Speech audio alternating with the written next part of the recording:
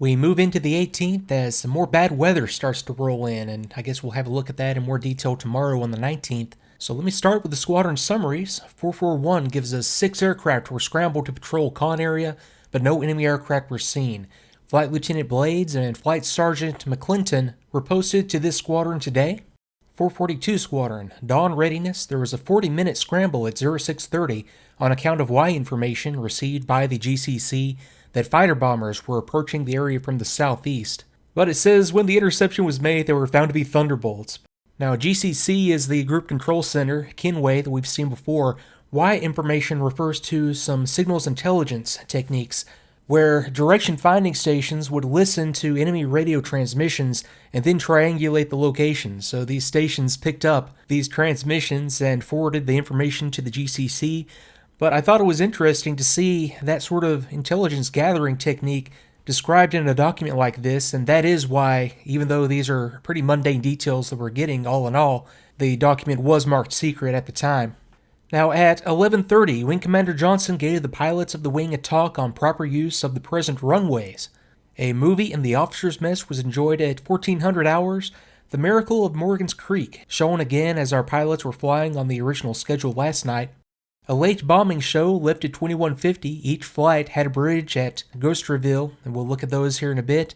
The weather was hazy. Most of the bombs were near misses, although one hit reported. And then we have struck through. Squadron Leader Russell was an early return when his windscreen oiled up. Flight Officer Morse blew a tire when taxiing in. And after interrogation at 2300 hours, it was dusk and the anti-aircraft in the district started. And interrogation in this sense is like the modern day debrief. Just gathering information about what happened while it's still fresh in the pilot's head and compiling it, well, for documents like this. 443 records weather cloudy and cool, squadron on 30-minute readiness throughout the day, only a maximum of 12 aircraft available at present. Flight Officer Gilbert and Flight Officer Monroe left for Red Hill, England, during the afternoon to pick up 2 more aircraft and fly those to France. 4 more replacements and pilots expected shortly. Flight Officer Horrell and Flight Officer Bentley have been posted back to the squadron from 441, to which they were only posted on 15 June when the squadron flew over from England. And Flight Lieutenant Copeland reported to the squadron this evening, having flown over from GSU Red Hill, that's ground support unit, with replacement aircraft. Flight Officer Stephen and Flight Officer Scarlett spent an hour back at RAF Forward this evening when they escorted casualty-carrying Dakotas over the English Channel. Various members of the squadron have collected a good many souvenirs of the German occupation, ammunition, rifles, helmets, etc., and 2 trips were made this afternoon for this purpose to an underground radar post near the front line, from which post the Germans had only very recently been driven. Personal effects of 4 missing pilots taken to wing stores for dispatch to Central Depository, and practically no flying for this squadron on the day. So let's get into the missions. We have first up 442 Squadron on their scramble 0630 to 0710, and that is 6 aircraft scrambled to intercept bogies, no enemy aircraft, and those were those Thunderbolts reported by Y Intelligence. And next we get into a 441 Squadron scramble just up quickly at 1400 to patrol the con area, no enemy aircraft seen, and then back down at 1445. Then we have a 443 Squadron escort of, I think this was Dakota Transports. And yes, 2 aircraft dispatched in 1920 to escort Dakota Transports to England with casualties. Weather cloudy and cool, landed at Fort Sussex encountering no interference on the way across, return trip uneventful. And then we get into a 2150 to 2250 dive bombing mission. This is very similar to what we saw yesterday, and this is 442 Squadron up on this one. It is a bombing mission against bridges, and we have the coordinates called out here in the left-hand column.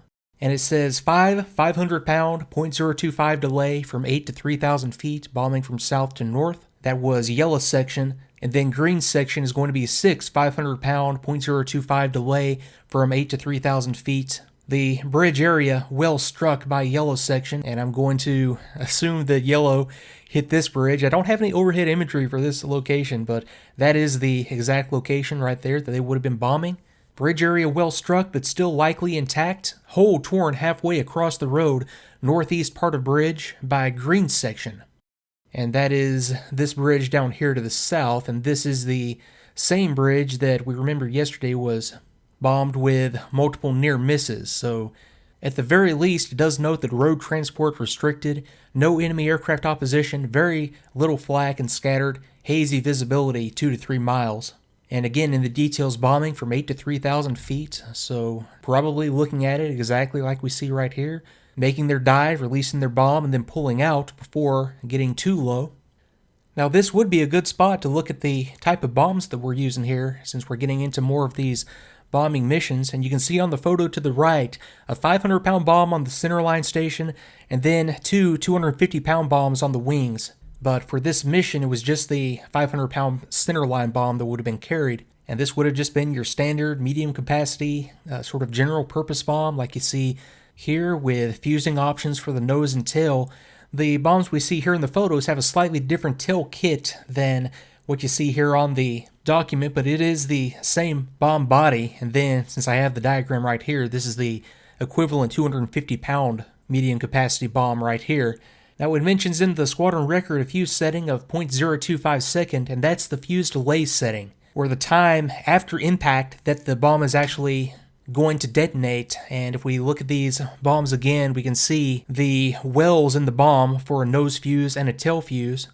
Now on the photo, we can see clearly a nose fuse in this bomb. And I'll bring it up on the document on the left so we can have a closer look. This would be a number 27 pistol that's installed in the nose of all the bombs that we saw here on this photo.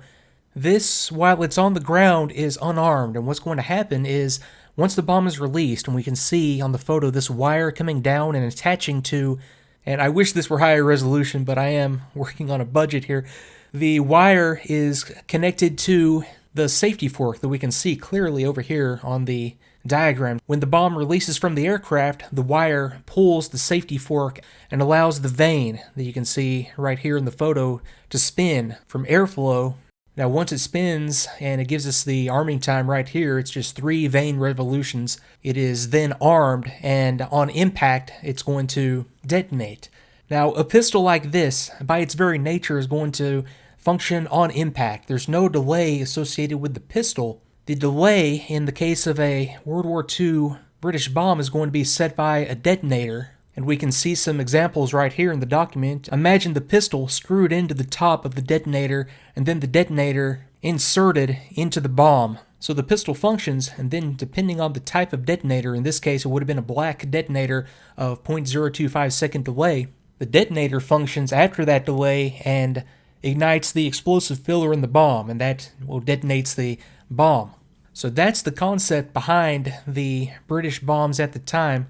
And in this case, we looked specifically at the nose fuse, and there would have almost certainly also have been a tail fuse installed. And this photo gives us a better view of the 500-pound tail kit. You can barely see it there, it's sort of hidden by the ring on the tail kit, but that's another vane that once the bomb is released, a wire extracts a safety fork and allows the vane to turn. The vane would have been attached to a tail pistol, and I'll bring up the type of pistol that will go in the tail. And there's no way to tell for sure from the photo, but most likely a number 28 pistol would have been installed in the tail. You can see the threads right there on the pistol where it would have screwed into a detonator. And again, on impact, the pistol would fire. That would initiate the detonator, and then after 0.025 seconds, the detonator has fully functioned, and that detonates the bomb.